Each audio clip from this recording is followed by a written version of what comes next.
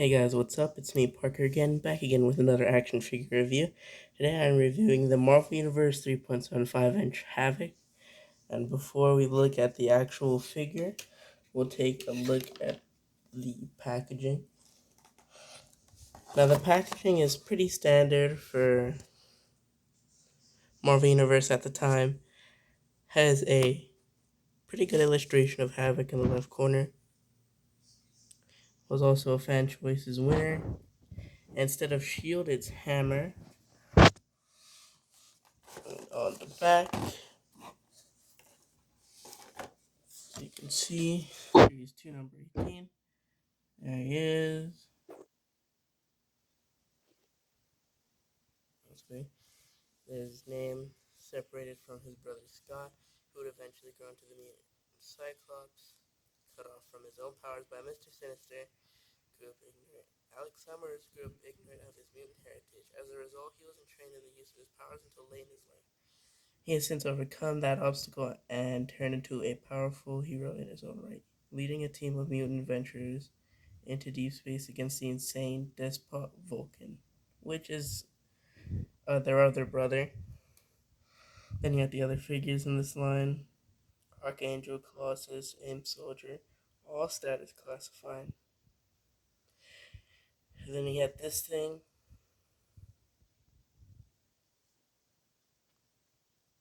Let me see the warnings. But now we'll look at the actual figure.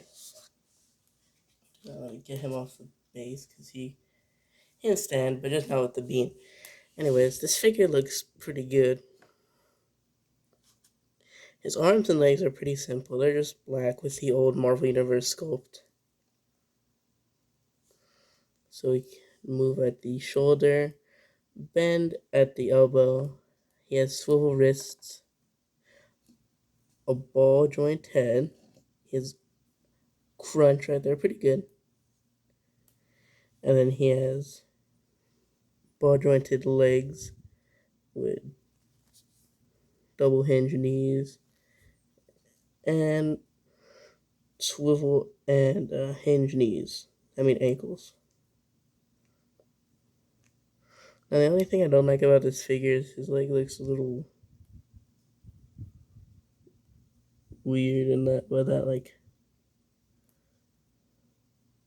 I can do it like that and make him look a little better. But for the detailing on the body, it's also pretty simple. He has a painted on belt with an X on it. He has some blue and silver lines going to a silver and blue circle on his chest. He also has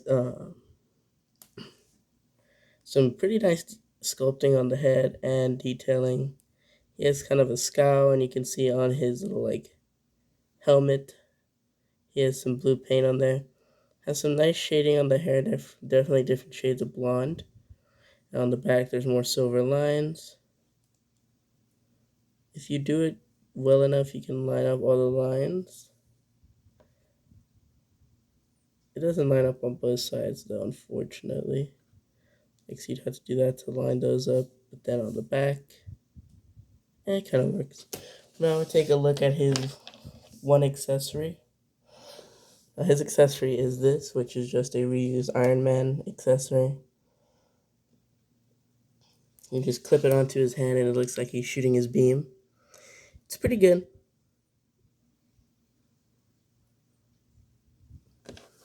You just clip onto his hand like so. Or you can even twist his hand upside down.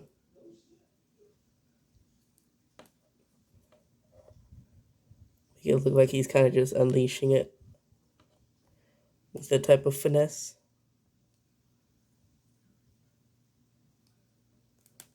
I think it's alright. I don't personally use especially my stop motions. I usually don't use these type of accessories.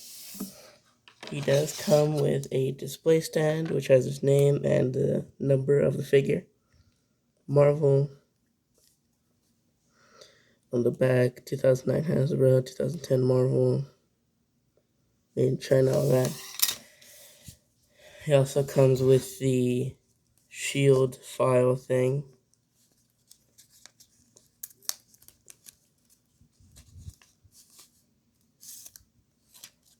Take this out. It does have a code for a no longer working website.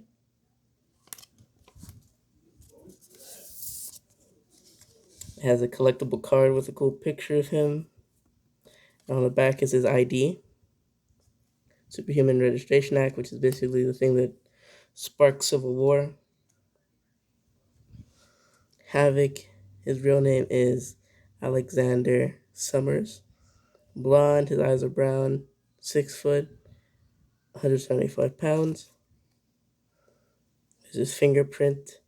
Havok is a mutant with the superhuman ability to absorb ambient cosmic energy into the cell of his body and release it as waves of energy that heat the air in their path enough to turn it to plasma, which is a superheated state of matter consisting of charged subatomic particles.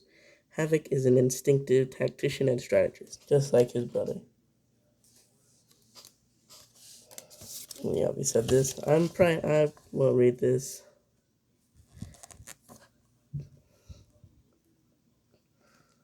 I finished the background dossier on Scott Summers as you requested. As you know, he has 2 brothers, both of whom are mutants themselves. Vulcan is too powerful and unstable to be useful to us, but his other brother, Havok, could be a significant asset. He's a natural leader in his own right, and he's been off-world and out of touch for some time. Additionally, there is some history of tension between him and Cyclops. My suggestion is to contact the Shi'ar through Sword and see if they can track down Havok for us. If we feed him the correct information, he may agree to return to Earth and work with us. As long as we keep him separate from his brother, he'll be able to play them off another quite effectively. At most, this will hamstring the X-Men, and at best, it could destroy the little utopia they set up for themselves. Victoria Hand, 80, set from Osbury. So yeah, a little reading. Let me just get these and put them back in the file, because I also have the Colossus file. I just kept them in there because there's no real point in keeping them out of the file. And the tape can just be reapplied. Anyways, thank you guys so much for watching. I'll see you guys in the next one. Goodbye.